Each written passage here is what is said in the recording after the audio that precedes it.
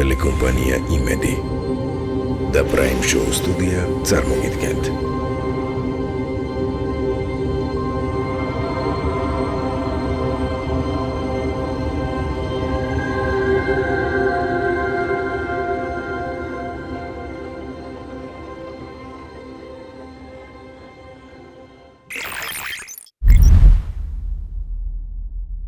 ნიკუშა მოგესალმებით, ძალიან დიდი მადლობა რომ დღეს ჩემი ფორმატის სტუმარი ხართ. მეც მოგესალმები. ესე რითი ხართ მოსული? მე ხელწარილა არ მოსულ ვარ, მე მოგიტანე საჩუქარი. ჩემთვის პატივია გადმოგცე შენ რომ სახსოვრად ჩემგან გქონდეს, ეს არის სოფიკოს ციგნი. ძალიან დიდი მადლობა. სადაც არის ჩემი გაკეთებული ფილმი DVD ფორმატში უკან. და ეს არის გიორგის ფილმოგრაფია და მისი ლექციები, დოკუმენტური ფილმებიც, რომელიც ესეთი პოპულარული როგორც მისი ფილმები არ არის და ძალიან საინტერესოა შეცნობისთვის და ინფორმაციისთვის და მე მიხარია რომ შენ გადმოგცე ამ საჩუქრად. ურმეს მადლობა. ძალიან დიდი მადლობა. მოკლედ საოცარი სტარტი გვაქვს გადაცემის, საოცარი საჩუქრები მივიღე. ეს არის ძალიან ძვირფასი, რამე თუ ისეთი ადამიანების შესახებ არის, რომელთა გარშემო მე ისევე როგორც ათასობით ადამიანს მქონდა ინტერესი და პირველ კითხვას მაინც ტრადიციულს დავსვავ, ერთადერთი ტრადიციული კითხვა აქ ამ გადაცემას და ამ შემთხვევაში ესე გაიჟღერებს ვინ არის ნიკუშა შენგელაი. მე თვითონ ვარკვევ ამას თელი ცხოვრება. არ ვიცი, ცხოვრების ბოლოს გავარკვევ თუ ვერ გავარკვევ, კიდე ეგეც კითხვაა. ეხლა რა სტადიაში ვართ? ანუ სახელს და გვარზე კი არ არის, საერთოდ შინაარსი და საზრისი ადამიანის ვინა ვარ. რატო არ შექმნილი? მარტო შემეცნებისთვის, მარტო ქმედებისთვის, დახარჯვისთვის, არ ეგ ძალიან ღმა კითხვაა ეცი, საერთოდ ვინა ვართ ჩვენ რა. შეიძლება აღმოჩნდეს, რომ არც ვიცით ვინა ვარ და ბოლოში აღმოჩნდეს ის, რომ საერთოდ რაღაც პროგრამის ნაწილი ვარ, კაცმა არ იცის. ყოველ შემთხვევაში ვცდილობ რომ სამყაროს შევერწყა ისე რომ რაღაცა მიუახლოვდე ამ კითხვას რომ ჩემი ადგილი სამყაროში რა არის და რისთვის არის. სოჭი სადაც წავიკითხე რომ ნათქვამი გაქვს რომ ფიქრში ზედმეტად დიდი დრო გავატარეო. კი. ეხლა ვატარებ. და რა არის ძირითადად ფიქრის შინაარსი? აი საერთოდ შენ გარშემო სამყაროს აღქმა შენ ვინახარ ამ სამყაროში რა მოძრაობს ამ ყველაფერს. აი ამ პრიზმიდან რომ შევხედოთ ამდენი წლის ფიქრის შემდეგ აი გვერდიდან რომ შეხედოთ საკუთარ თავს აი ნიკუშა შენგელაია როგორი ადამიანი არის გარდა იმისა რომ ფიქრი უყვარს. ნუ რა ვიცი მრავალნაირი ჩვენ არავინ იდეალურები არ ვართ. შიგნითაც ჩვენ შიგნითაც სულ მიდის ბრძოლა ამ ძალებს შორის ხო? იმიტომ რომ ფთები არაფერს არ გვაქვს და ცოდვილები ვარ და მაგრამ შენ თვითონ რომ ამას აფასებ. ეს არის საინტერესო და შენ პირველი რომ დაენახავ ამას და შენ პირველი რომ აღიარება შეგიძლია ამ ყველაფერს შენი თავის შემეცნებას და დანახვა ამაში გადის მთელი ცხოვრება. არის ესეთი გამოთქმა, რომ ცხოვრება შედგება შეცდომებისგან და მითი ამ შეცდომების გამოსწორებისგან. მთელი ცხოვრება რა. ხო და ამიტომ მეც ხარ ვარ დაზღვეული ამისგან და 1000 შეცდომას დამიშვი, 1000 სისულელეს გამიკეთებია ყველაფერი და მაგრამ ამას გზნობ ადამიანი შენ თვითონ რა. თუმცა ეს ფასეულობები განსხვავდება ადამიანებში. რა თქმა უნდა განსხვავდება ხო? თქვენ შემთხვევაში როგორია? ნუ ჩემ შემთხვევაში მე მაინც ქრისტიანული კულტურის და ფასეულობების პატივცემელი ვარ რა, იმიტომ რომ სულ სხვა რამე მოიტანა სულიერება ხო? ქრისტეს სწავლება და მცნებები პირველი ელინურმა სამყარომ მიიღო. რომელიც იყო უკვე რაღაცა საფეხურზე თავის კულტურულად განვითარებული რა. და მეც ამ სამყაროს წარმომადგენელი ვარ, ელინურ ქრისტიანული სამყაროს წარმომადგენელი. ამ ფასეულობებით ვცდილობ ვიცხოვრო და მაინტერესებს და გარდა ამ ფასეულობებსა ფილოსოფიაა ძალიან დიდი. რომელიც აი საზრის ამ არს გაძლევს ადამიანს რისთვის ღირს ცხოვრება. მაგრამ ისე წავიდა ჩვენ დიალოგი, რომ აქვე კითხავ, როგორ ფიქრობ სიყვარული რა არის მაშინ? საწყისი ყველაფრის. ეგ გასაგებია, მაგრამ ეს თავისი ფორმით და შინაარსით?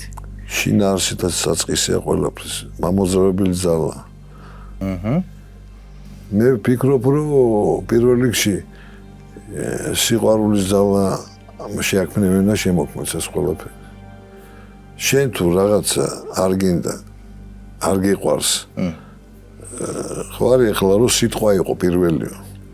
ის სიტყვა რაღაცა უნდა გათქმევინოს. სიყვარულმა უნდა გათქმევინოს. მე ვფიქრობ, ყველაზე ფუნდამენტალური ძალა ყველაფერი სამყაროთ რეალებს სიყვარულის გასწვრივ. როდის იყო პირველად, როდესაც ეს გზნობა მოვიდა ცხოვრებაში, რა ასაკში?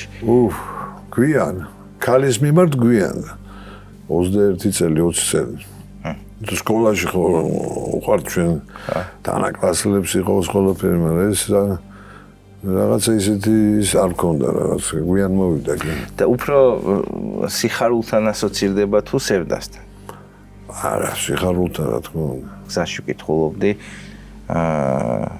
ნიკუშა შენგელაიას შესახებ. მამა გიორგი შენგელაია, დედა სოფიკო ჭიაურელი, ბაბუა მიხეილ ჭიაურელი, ბებია ვერიკო ანჯაფარიძე, ბაბუა ნიკოლოზ შენგელაია, ბებია ნატო ვაჩნაძე, ბიძა გიორგი ისმაილდარ შენგელაია. ანუ ერთი მხრივ რამხელა ბედნიერება არის, როდესაც ასეთი ოჯახის წევრი ხარ.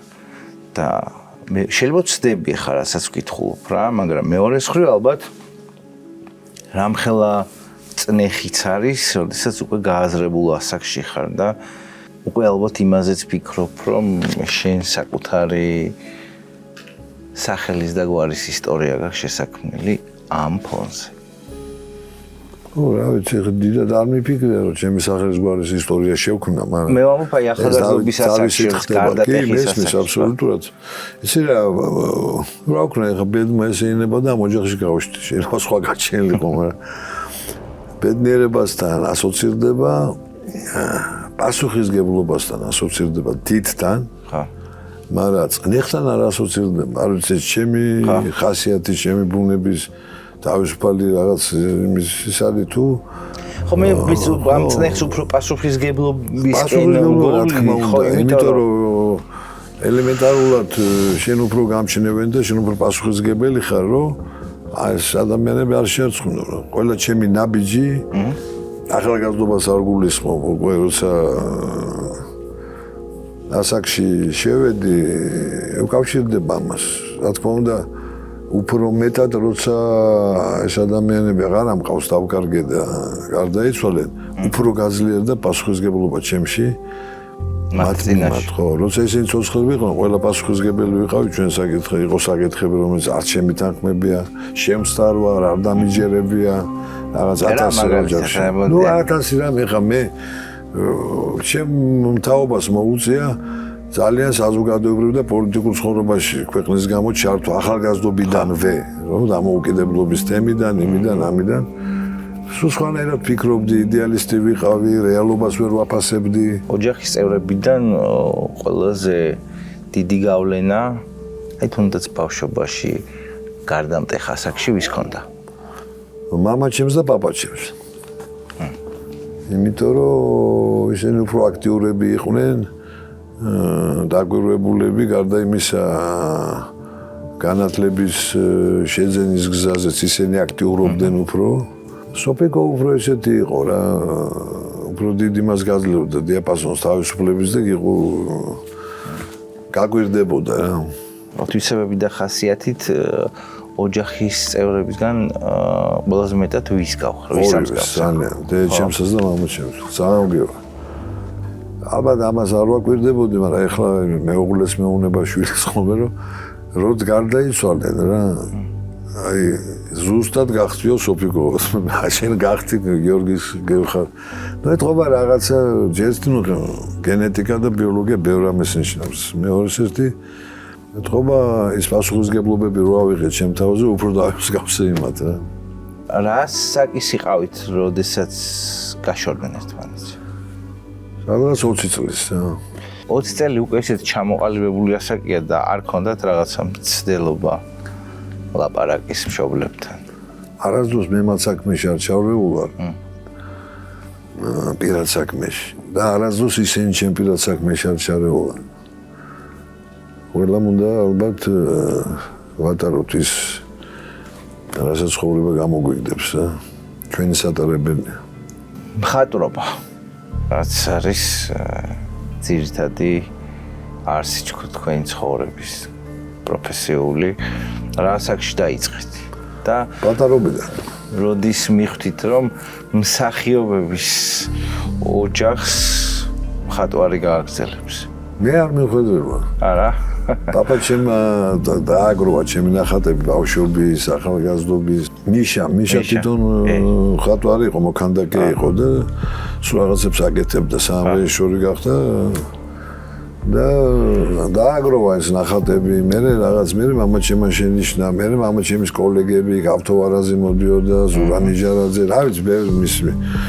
და დაინახეს რაღაცა და ურჩიეს რა მეც და გიორგისო რაღაცა აქო ამასო და ხო და ნუ ეხა გიორგის ცეგული მიდგომა ქონდა რომ ეს კინო მე გავიზარდე რა აპარატზე ვზივარ 8 თვის ფოტოს განახება მაგრამ დამოკიდებული პროფესია იცი შენ კარგად ბევრ ამაზე ხო ეს წარმოება პულია მსახიობია ეს არის ოპერატორია ანუ ერთობლივი ნაწარმია რაღაცის მხატვრობა უფრო თავისუფალი თემა შენ ხარ შენი ტილო და შენი პუნქტი ალბათ ამითი უფრო გამანთავისუფლეს რა ამისგან თუმცა ბოლომდე ვერ განთავისუფლდი მე კინოში ისევ როგორც ხატვარი დააბრუნდი რაღაც კლიპები გავუკეთე ირაკლი შარკვიანს დოკუმენტური ფილმები გავაკეთე ბევრი მე რაღაცები და მაინც სულ შეხება მქონდა რა როგორც ხატვარი კინოში ვიყავი რა ათეული ფილმების ხატვარი მაგრამ ხატრობა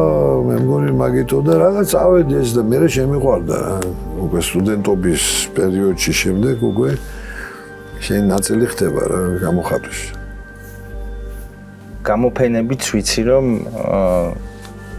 ქონიათ სხვადასხვა ქვეყანაში და რაღაცა გარკვეული პერიოდი პარიზშიც ციცხოვრობ. პარიზში ვიცხოვრე კი და უფრო იქ ქონდა გამოფენები. მაგაც ვიღებდი რაღაცებში, მაგრამ შედი ბევრი გამოფენა არ ქონია, იმიტომ რომ მე რაღაცა ცოტა ხანი პაუზა გავაკეთე. პარიზში მქონდა კი გამოფენები, 3 დიდი გამოფენა მქონდა. მაგრამ იქ დარჩა ეს შენ კოლექციებში, ნამუშევრები მე აი ბუკლეტიც არ გამიკეთებია ჩემს ცხოვრებაში. ხოდა რატო? ნუ არ ვიცი, მაგას მაშინ არ ყავდა ცოლი, კაი ცოლი უნდა ყავა. რა ვიცი, რასაც გავაკეთებ, ხატვარი ვარ, ცხოვრობდი, ფული მჭირდებოდა, ვყიდდი ამ ყველაფერს და გაყიდი. მე ახალი გაინტერესებს რა. დღეს თუ ხატავ? რაღაცებს ვაკეთებ კიდეს. რას? მე ფიგურატივი მიყვარს, პორტრეტები მიყვარს, ადამიანის სახე მიყვარს, თვალები მიყვარს. მაინტერესებს უბრალოდ რომ გავაკეთო, რა ვიცი. მე რაღაცები მაქვს.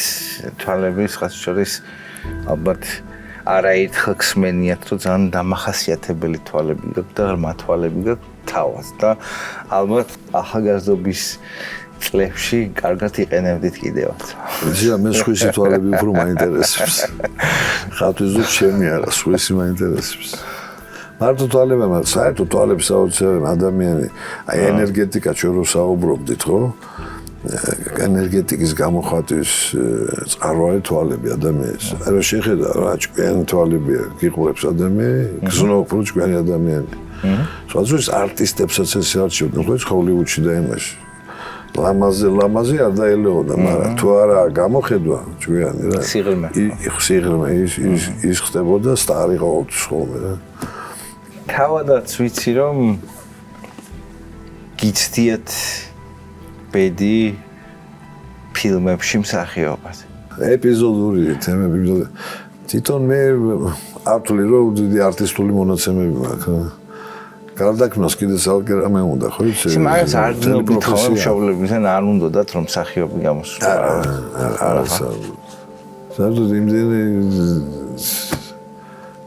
კონდოთ გავლილი კინოში რომ მე მგონი მომარიდეს ყველაფერსო იგივეში ხო არა არ ხეს სიტყვისთვის ვიზახი, მაგრამ დიდი სურვილი არ ქონდათ ახლა იმისი, რომ თავისუფლება ქონდა არჩევანის ყოველთვის და ყველაფრის.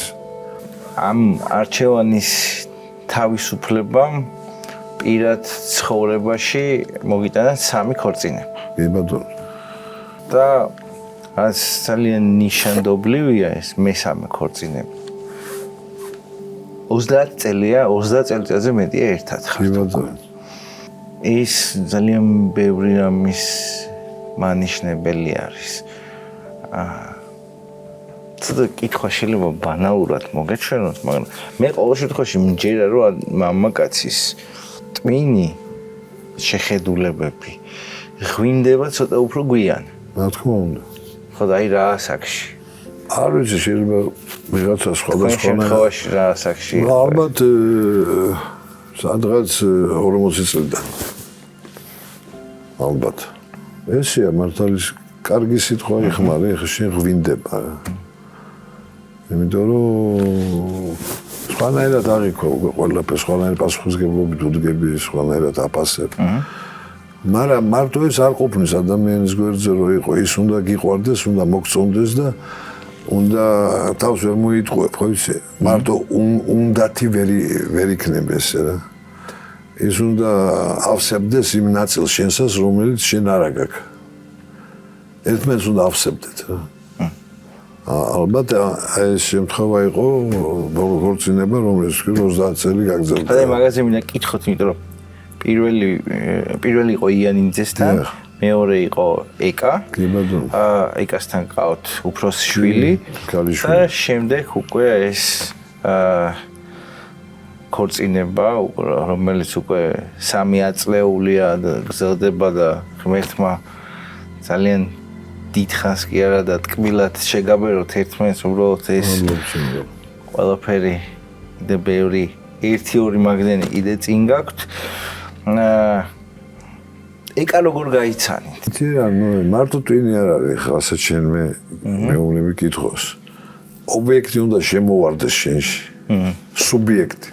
ობიექტი ბოდიში სუბიექტი. მერე უკვე ამასაკში ეს ტვინის სრულებები აძღებს უფრო მყარად უღაბდება ოჯახი რა. თორე პირველად თუ არ დაინახე და არ შეგიყვარდა, არ მოგეწონა ეს თეორიულად ხარ მოიყვანცოლს, ხო? უნდა მოვიყვანო და უნდა დაოჯახდე და აი ესე შემოვარდა ეკა ჩემს სახელოსნოში, როცა საგიჟეთი იყო. ეს იყო რაღაცა 95-იანი წლები, არც გაზი, არც შუქი, არაფერი, ერთი პეჩი მქონდა შეშის დიდ სახელოსნოში და მთელი ვინც ჩემი მეგობრები, მუსიკოსები, მხატვრები, ყველანი ჩემთან სახელოსნოში ვიყავი და იყო აი დუღდა რა შემოქმედებით იქაურობა. ნუ რა გაიყო კარები შემოვიდა ეკა. მე როგორც მხატვარი ვარ რა, ჩემთვის ფიზიკურ ძალიან დიდი მნიშვნელობა აქვს აი ყველაფერს. გარდა ამისა ენერგეტიკულად რო იგრძნობ და ეს ორი რო დაემთხოვა ერთმანეთს რა. აი დაიწყო ჩვენი ურთიერთობა და გაგრძელდა როგორც თქვენ თქვით 30 წელი. ეგრევე შეგიყვარდა? აბარა, მე ეგრევე ეხლა მე იცი რა, სიყვარული ესეთი რამე ეგრევე მოდის. მე შეიძლება დიდი ხანი რაღაცა ურთიერთობა ის გამოცდილებაც რომ დაემთხოვა მე ამ ყველაფერს რა, მე უკვე ღარია უფრო ოჯახი რა. და როგორ წავიდა მე ეს პროცესი ეგრევე გამოხატეთ თუ მაინც დრო დაჭირდა მე ეგრევე გამოვხატებ რა მეორე დღეს.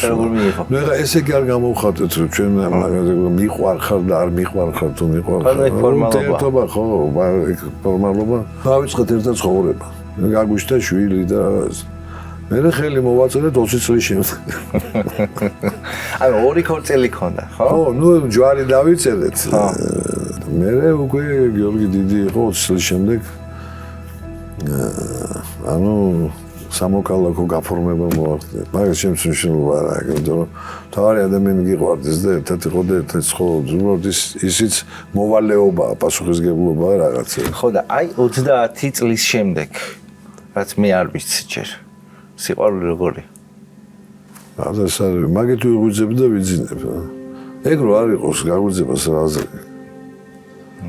ყველაფრის მიმართ ოღონდ.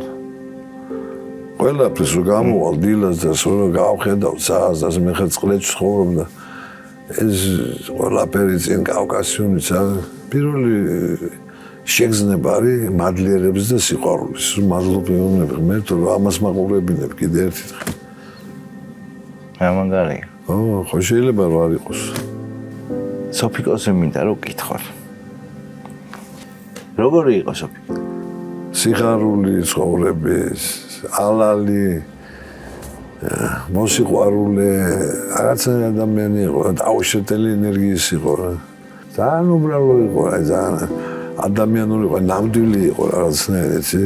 ნამდვილი შედგე რო არ დაკარგო შენი ეს ყველაფერი რა, ეს არის დიდი თვისება რა.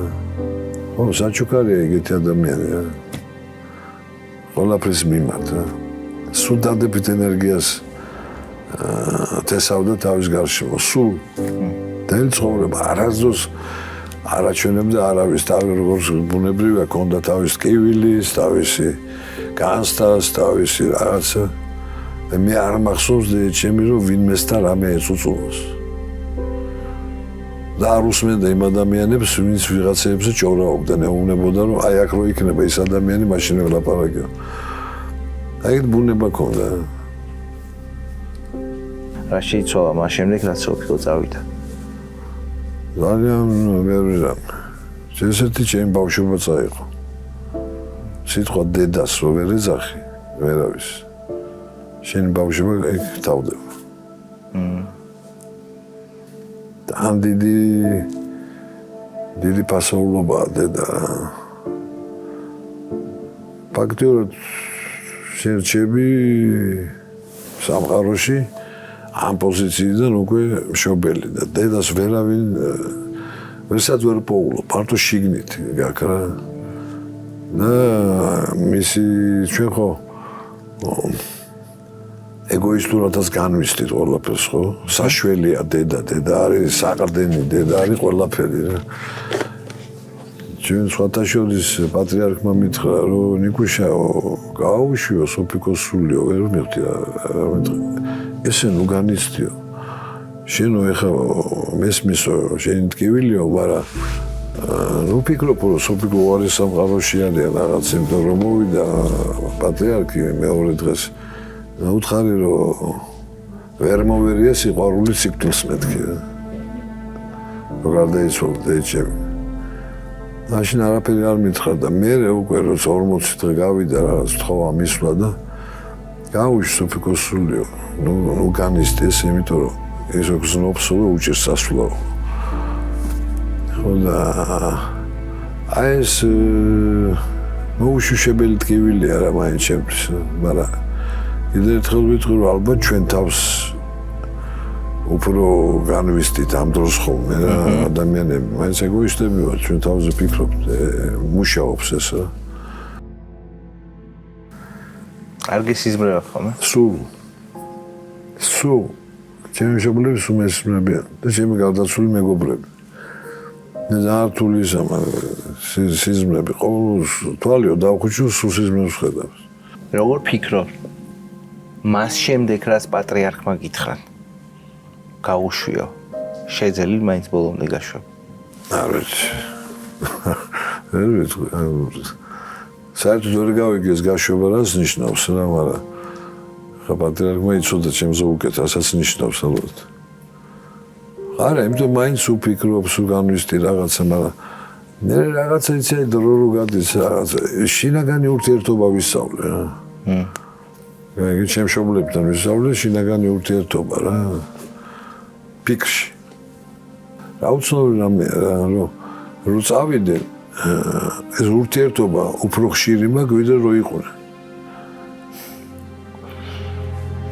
სულ ორივე მეხოცებოდა მოდი ბიჭო ვენატრების ადახარდე ჩემი დამენეკავა და ეს ისეთი პასუხობა ხო ჩვენ გონია რომ მშობლები სულ გვეყოლება მე პოსტფაქტუმ აღმოჩნდებით ესე დღეში ხოლმე როცა უკვე გარდაიცვლებიან რა და სულ მაგას ვნანობ დღეს რა სისულელეებში მაგ დრო დაკარგული რა როგორც ამ ადამიანო გეტყვი შობელი რომ მოდი დააგდო ყველაფერი და წახვიდე რა ხო ახალგაზრდა ხო არ ფიქრობ ეს შობელი ხარ შენ სამყაროში ხარ შენ იმაში ხარ მოვალ არ მოვალ ამაგული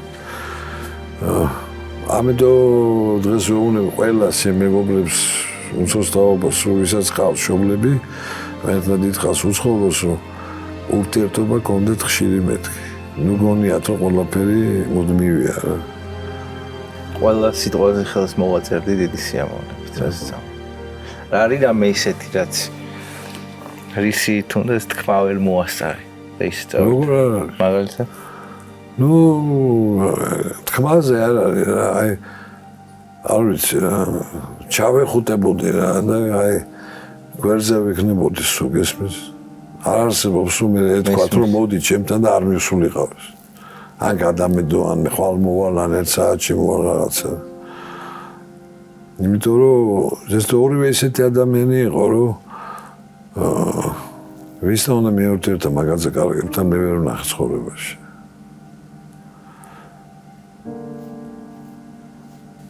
მამას ვნანობ კი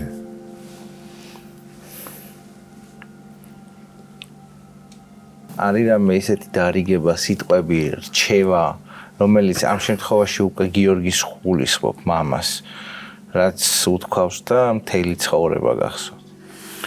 იცი რა, ესეთი ანდერძივით სოფიკო უფრო დამიტოვა. გიორგი უფრო როგორი კაცი იყო, იცი? სანამ იყო ასწრებდა რომ რაღაც რაც იცოდა ის გადმოეცა რა. ან მიმართულება მიეცა, ან წიგნი მოეცა რაღაც. ძალიან რთული პიროვნება იყო თავის ბუნებიდან გამომდინარე რა. ჯერ ესეთი ეგეთი უშუალო და ეგეთი ბავშვური რომ შეენარჩუნებინოს მთელი ცხოვრება ადამიანი მე არ მინახე. ნოლი ქონდა კომპრომისი. თავის თავთანაც და გარემოსთანაც და სხვა ადამიანებს. ნოლი. პოლიტიკა იყო ნოლი მის ურთიერთობის რა. იყო ემოციაზე, გულსფერობაზე და ბუნებით იყო ალალი რა. მაგრამ ძალიან თავმოყარე და ღირსების კაცი, ურთიერთობაშიც. რაღაცა თავის იმას თუ გადახვიდოდი, იქ არ იცოდა არ ჩვილი, არ ცოლი, არაფერი არ იცოდა. და ერთხელ მითხრა კიდევაც, იცი რომ ნავსა ნიკუშაო აპატიო ასაკში იყო რა. ჩესტიტი მითხრა რომ მეო ეხლა სენტიმენტალების გარეშეო შეიძლება თავი მოვიკლო ვიცოდეო. რატომ მეთქი მამადა? ბიჭო ხო ხედავ როგორ ცხოვრობ წამლიდან წამლამდე კალიასკაში იჯდა უკვე სამაგზელში. მე მცენარე კი არა ვაროში. მე თუ ვერაფერს ვერ ვაკეთებ, რა თქმა ცხოვრება. მე ვარ ადამიანი, ვარ შემოქმედი. ნუ ეხლა მე რაღაცა გადავაფიქრებ, ჩავერებ თელ ყველაფერი, მაგრამ მითხრა რომ მაპატიო რა თუ რამეო ეს იმიტომ რომ ჩემთვისო პირველ რიგში არსებობს ღირსება. მე ვარ ღირსების კაცი. მე არსებობს სხვა ყველაფერი. აი ეგეთ ბუნების კაცი იყო. და ყველა მისი ეგ შენ გაიხსენე გმირი. კინოფილმის აწყებული სულ ყველა ღირსეული ამაზეა გაგებული. ღირსებაზე დგას ეს ყველაფერი. და დედა ჩემი ერთადერთი ანდერძი სოფიკოსი იყო იცი რომ დილას რო ადგებიო მადლობა უთხარი უფალს რომ გაგიტენა დილო. რასაც აკეთებ კიდევ. და დრო არ დაკარგო. შენ გაკ იმისი ნიჭიო რომ უფრო მეტი უნდა იმუშაო. თავად ამ გადმოსახედიდან რა რჩევებს აძლევ ჩვილებს. შეიმეცნონ მეტი რა და თვით რეალიზაცია გააკეთონ. იმისი რაც მოწონთ რა. გიორგი მუსიკით არის გართული, ნატაშა ძალიან კაი ფოტოებს აკეთებს, ძალიან საინტერესოს იმაში. აკეთონ ეს ყველაფერი. ისა ბედნიერი ვერ იქნები თუ რეალიზაციას არ გააკეთებ შენ თავის რაღაცაში. ძალიან დიდი მადლობა საინტერესო დიალოგისთვის და ბოლო კითხვა იქნება მაინც რა იქნება თქვენი გზავნილი ახალგაზრდებთან. შეიმეცნო სამყარო. დასვან კრიტიკული კითხვები. სხვის გამოძახილს ესე იოლად მოაყვებიან. არ გამოაყენებინონ თავის თავის ქვეყნის წინააღმდეგ. და თავის სახლის და თვითონ თავის ბედის წინააღმდეგ. რაც უფრო მეტ კითხვას დასვავ, თუ პასუხს ვერ პოულობ, უფროსებს კითხავ. ძალიან დიდი მადლობა. მადლობა თქვენ ესეთი კაი შინაარსიანი საუბრისთვის. უღრმესი მადლობა თქვენ პირიქით.